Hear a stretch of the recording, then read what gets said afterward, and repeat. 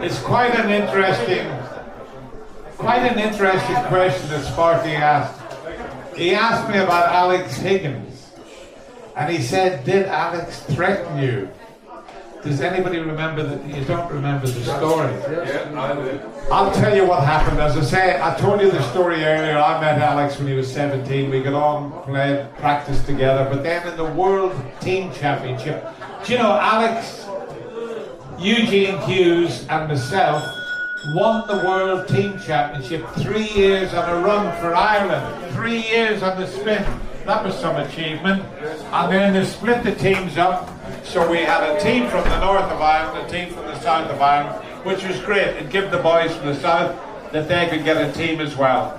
So we've played, the Northern Ireland team have played, and Alex lost his match, and he didn't want to come off the table on BBC television. But he had to come off because I was due to go on, but because he lost, he wasn't very happy. So he said, Dennis, I'm going to stay on. I said, Alex, you can't stay on. The BBC have got the format, and I would never have said anything, but there was one of the press walking past, and Alex had lost it, and he said to me, Dennis, the next time you go back to Northern Ireland, I'm going to have you shot.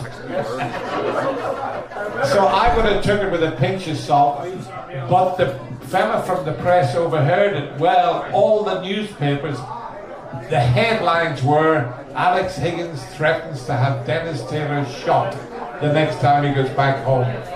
Well, that was never going to work, because I used to go, when troubles were bad, as I told you, I could go to any section of the community and play an exhibition and be welcome everywhere. So unfortunately, the press overheard Alex, and they made a big thing about it, and I played them in the Masters down at Goffs, and the BBC, ITV, everybody turned up for the grudge match, and I managed to beat Alex 5-2. Ken Doherty said, I just turned up at Goffs, I just wanted to see the handshake.